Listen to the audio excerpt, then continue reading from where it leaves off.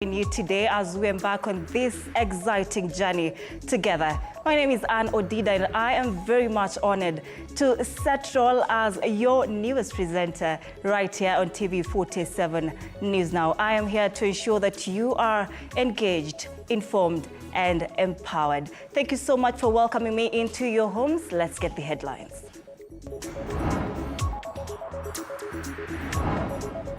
Labour CS Florence Boris says there could be light at the end on the doctor strike as engagements between government and KMPDU escalate. The ongoing doctor strike, we are almost coming to an agreement. We talked until almost midnight just to ensure that we agree with the doctors that are on strike.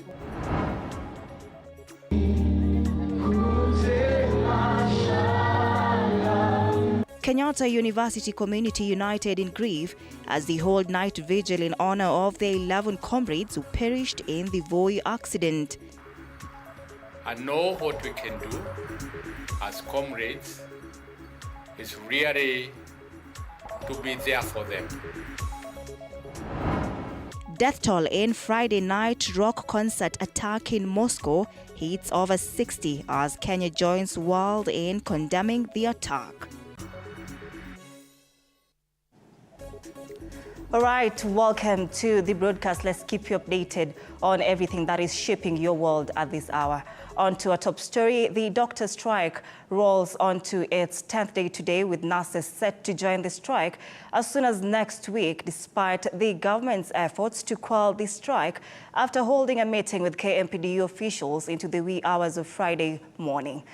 During Thanksgiving ceremony in Kipsigis Girls in Kerio, the Cabinet Secretary for Labour, Florence Boris, said there is a light at the end of the tunnel after the cabinet meeting with KMPDU. The Cabinet Secretary further added that they almost came to agreement with KMPDU officials and requested the doctors to go back to work as they solved the doctors' demands. On the other hand, the patients in various public hospitals in Kerio have expressed their concerns, citing various difficulties due to the doctors' strike. The ongoing doctor strike, we are almost coming to an agreement. We talked until almost midnight just to ensure that we agree with the doctors that are on strike. We were together with the head of public service, Ministry of Health, Ministry of Labour. We also had Ministry of Public Service and Treasury. And we are almost agreeing. Ours is that we don't want people to suffer in hospitals. People should be treated. And even as we negotiate, we requested the doctors to go back to work. We are looking forward that they will agree today and tomorrow they should be able to go back to work. Tumeona shida kwa watu ambao wanaugua, wamepitia shida kubwa sana wale wako na chronic diseases. Tungeomba kabisa kama ingewezekana madaktari wafanyiwe haki yao na madaktari pia warudi kazi. Tunaomba kabisa tusiwache watu wakufe hospitali. Hiyo ndio maombi yetu kabisa, kwa sababu watu wanapitia uchungu na madaktari pia wanaomba haki yao. Tunaomba serikali ya Kenya watatue hiyo shida. Now, a somber mood engulfed Kenyatta University as hundreds of students and the varsity management converged at Bishop Square grounds and lit candles in remembrance of 11 students killed in a tragic road crash along the busy Nairobi-Mombasa road. Elizabeth Atieno with the details.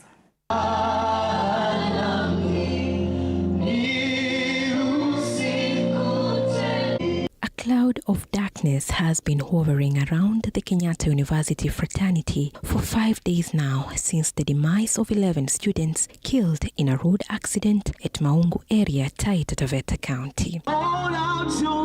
On Friday night, students at the institution lit candles in remembrance of the departed souls. It takes God's guidance. It takes a strong heart for you to get to heal from this process.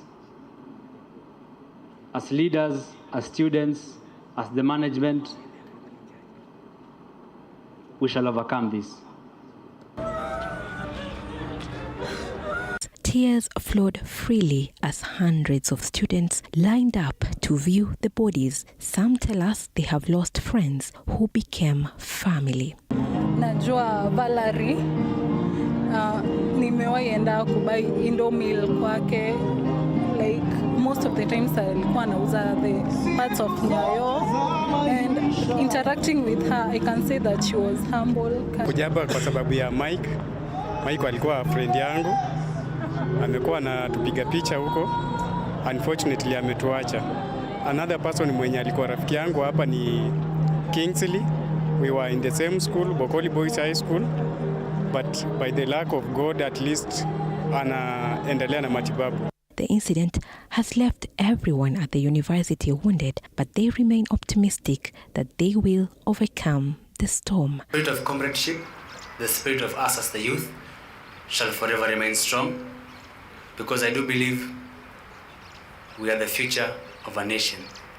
So as we mourn, let us mourn in togetherness, in unity, and in love. Kenyatta University's Vice-Chancellor Paul Wainaina has emphasized the importance of solidarity and support within the university fraternity during such difficult and trying times, adding that 18 other students are recuperating at a hospital in Nairobi. However, 2 are in critical condition. We have 2 difficult cases among those who are there.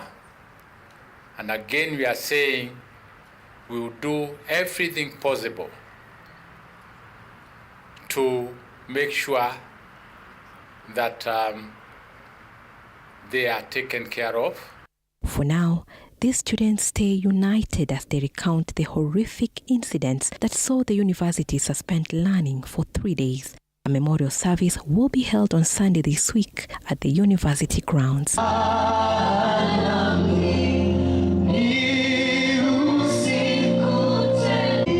Elizabeth Atieno, TV47, Nairobi.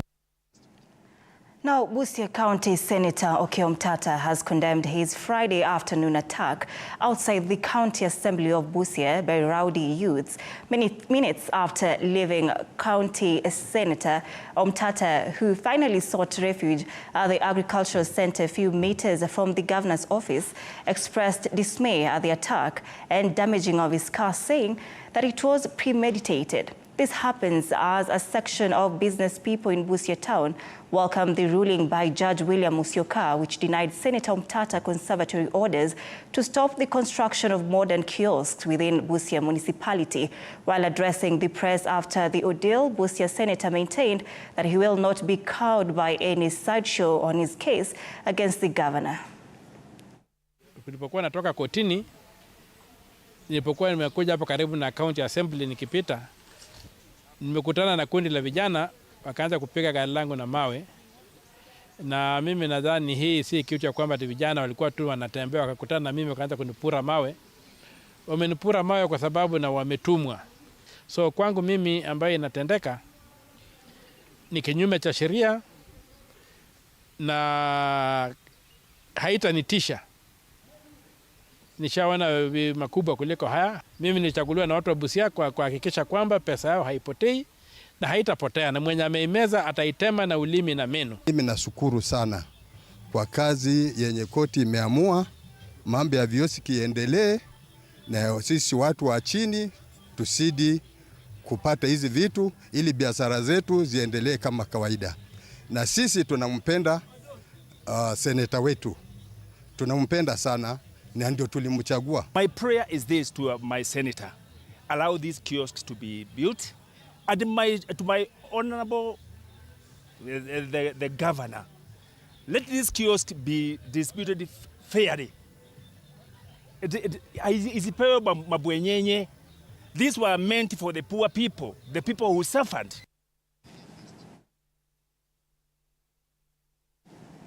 All right, Laikipia East Member of Parliament Mwangi Kiunjuri has reached out to leaders in the Mount Kenya region to desist from supremacy politics, saying it will hurt development in the region. Kiunjuri, who spoke during the launch of Border Riders training in Nanyuki, termed it as ironical for leaders to fight out for positions almost 2 years after the 2022 August polls. Kiunjuri further called out a section of Mount Kenya region leaders who are protesting on the farm produce yet they passed the finance law in parliament. Jameni, nauliza hata miaka 2 haijakwisha, ni nani amegawanya nyumba? Na kama kuna mtu amegawanya nyumba na hii nyumba iko ndani ya serikali, mnataka kusema kuna mtu ama watu ndani ya serikali wanatukawanya? Sisi vita yetu ya kibinafsi tunataka kuwekea wengine. Tukipigana hapa tukijaribu kutafuta ni nani mkubwa Mount Kenya region, tunataka kuingiza jina ya rais, tunataka kuingiza jina ya serikali. Tukiamuka unaweza fikiria uchaguzi unafanyika kesho. Tayari tumeanza kukatana mikia, wengine wanatukanana huko, wengine tunataka kuongoza sijui siku gani, na bado hata 2027 iko bali. 2032 miaka ingine 8. Lakini sisi mlima ni kukibizana tu. Kusema yale serikali hajatutendea na hatusemi hata ile tumetendewa. Kama kuna kodi inalipishwa, tumeenda huko bunge tumepitisha sisi wote. Sio kupitisha asubuhi alafu jioni unasema hii ni ya Ruto. Kwani Ruto anakuweka bunge akiweka nini? Akipiga kura ya kuweka sheria. Si ni wajumbe anakuweka huko ndani. Na kama wajumbe walipitisha, waliitwa na rais, wakakubaliana, kwa hivyo ni shida ya rais na wajumbe. Haiwezi kuwa ni shida ya mtu mmoja. Na kwa hivyo tukija kulia watu ya Mount Kenya, sijui kodi hii ni yetu peke yetu na ile ingine ni yetu peke yetu. Tujue serikali tuko ndani na wengine wanaungana. Now, residents of Elgeyo Marakwet, West Pokot and Baringo counties are calling on the government to step in and end the incessant banditry attacks in the areas. They say they are in constant fear of losing their lives. And as the peace meeting continues, security officers in the area have called for those in possession of illegal arms to surrender them. In Koloa village bordering the 3 counties, the locals say so far 2 people have been killed in the area since the year began. The latest attack in the Kerio Valley belt happened yesterday during the World Water Day celebrations being held at Lita Marakwet Girls School. Locals are demanding for an intensified operation that will put an end to the runaway insecurity. Ile kitu ambayo inanishinda ni kwamba hawa wakora walitrain sana kiasi kwamba wanaweza fanya mambo yao kushinda akili ya hawa watu wote, kwa sababu ni watu wachache. Hatuwezi kukaa hapa tuangaliane. No. Miaka mingapi tumesukumana na mambo haya? Ni mingi sana. Na hakuna mtu atakubali. Tunataka watoto wasome, tunataka soko iendelee, tunataka biashara ikue, yani tuwe na maisha mazuri. Ni lazima tukae kwa amani. Hakuna kubembelezana hapa. Amani ni lazima. Kwa hivyo tuchague njia gani? Ya amani ama hii ingine? Basi, na mimi nashukuru muko hapa. Hatuwezi kukubali na haitawezekana.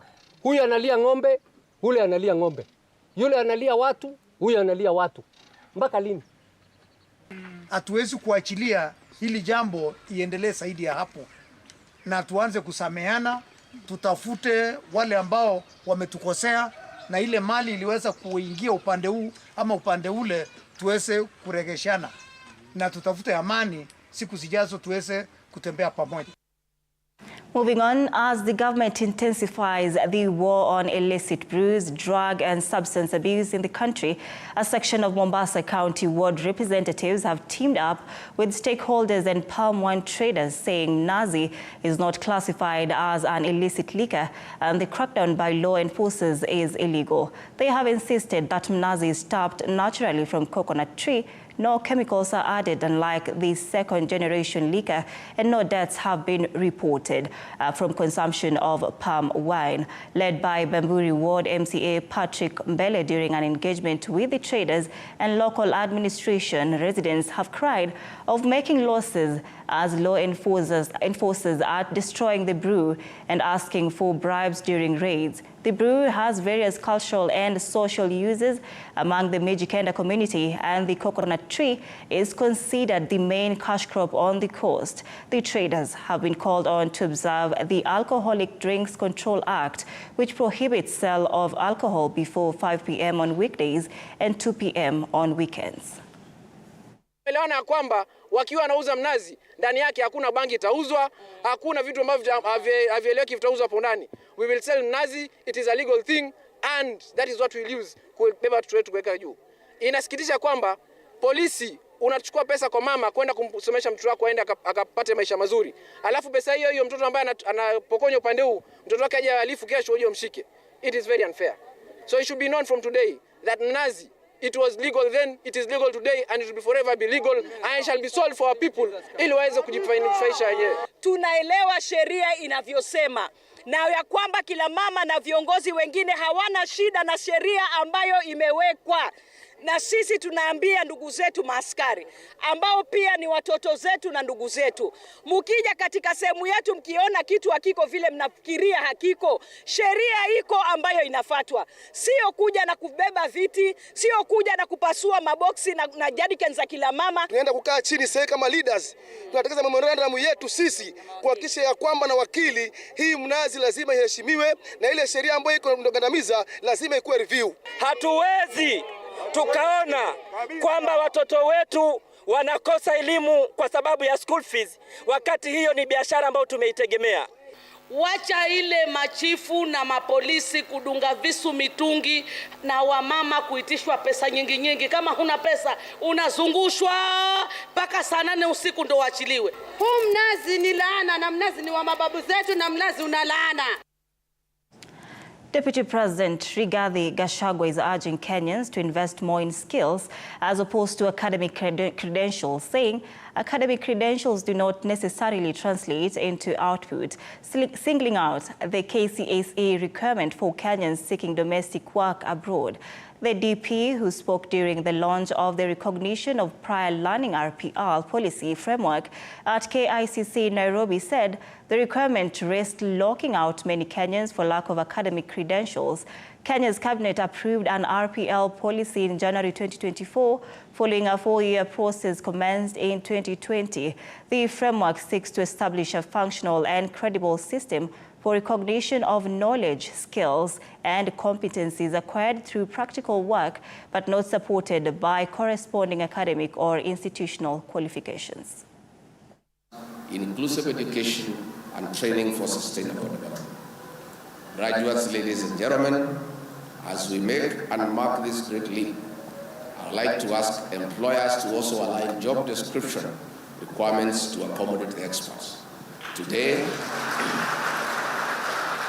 we acknowledge that they are qualified as confirmed by relevant authorities. The Kenya National Qualifications Authority has demonstrated that expertise is not only gained from formal learning institutions. It actually complements our competence-based system, the CBC. The Ministry of Education developed this comprehensive, recognized prior learning policy in order for us to appreciate and recognize the diverse competencies against prescribed standards, regardless of when, where, and how they were acquired.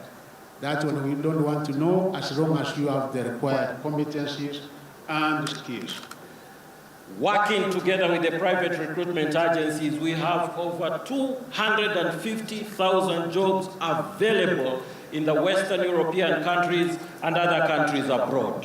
Kwa hivyo nataka niseme kazi hizi ni zenyu, sio kupanua uchumi wa Kenya peke yake. Hii certificate itanisaidia sana kwa sababu kuna watu wanaitwa NTSA. Mimi huwa mara mingi nilikuwa naogopa sana kwa sababu ukiwa kwenye mjengo ulikuwa naogopa kwa maana hujui kama wanaweza kuja wakukuta ukijenga na huna hiyo sheti. Ilikuwa shida na changamoto kubwa kwa maana huna sheti. Agro-pastoral communities of northern Kenya marked the World Water Day in Meru County, emphasizing the importance of water conservation in stabilizing their communities. A water synthesis report of Laikipia, Meru, and Isiolo counties was launched during the event, which emphasized the need for water resources to be shared equitably. Further, the report highlighted the importance of protecting and conserving water sources for future generations by working together to mitigate the effects of water scarcity and contribute to a more peaceful and sustainable future. And we have actually seen a very worrying trends in terms of the water resources that we have in Meru. One of the trends that we have seen is about surface water, where the water that we have in Meru is not enough right now compared to the population of Meru County.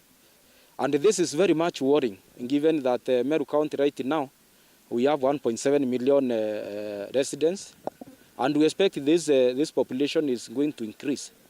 So the issues that has been raised by the report is all about obstruction of the water and the misuse of water. So we have come up with different strategies to deal with this. We've realized our rainfall data, our groundwater, and our surface water. It's alarming, and that's the reason why we ask everyone to take caution and to ensure that we have a responsibility, which is collective responsibility, to ensure that we are able to work out. And we thank the different stakeholders, the rural focus. We contracted them as stakeholders to do for this work because of their ability to be able to do that. Now, in a bid to cut down costs in Nairobi County, all the vehicle repairs will be done at the central garage and not in private garages. Speaking during his visit to Nairobi County's central garage, the Nairobi County Governor Johnson Sakaja said that a total of 38 machines and vehicles were ready and another 30 in work, as it is part of their promise to cut down the cost using the new expertise that Nairobi County has, probably being one of the biggest garage facility in the area. Today we're pleased that the progress being made at our county central garage. We have brought all the vehicles that had gone to private garages that have been there for a long time. I'm very happy because of the engineers, the mechanics we have over here. Machinery are going to be fueled from here. We're installing our fleet management system as well as a fuel management system, so that we can make sure that our expenditure on the recurrent expenditure on our vehicles, on our garbage vehicles, on our works vehicles is as efficient as possible, and there's no wastage. You have seen the heavy machinery, the light machinery, including the compactor that is to go to our dump site. A total of 38 machines and vehicles are ready, another 30 in the works. And this is, part of our promise to really cut down costs and use the expertise that we have as a Nairobi County. This is probably one of the biggest garage facilities. But in the past, many vehicles would go to private facilities, disregarding the staff that we've hired, who are extremely competent staff. Now, across our borders, police in Russia say they have arrested 4 people directly involved in the Friday night attack at a rock concert that has claimed the lives of 60 people so far.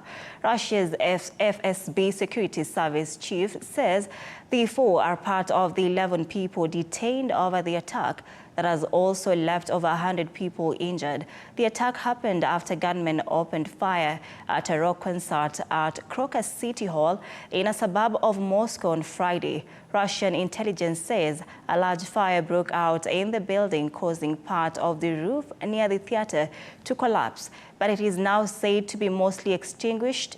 Islamic State group has claimed it carried out the attack and said those responsible escaped. Kenya has joined the rest of the world in mourning the death of the concert goers.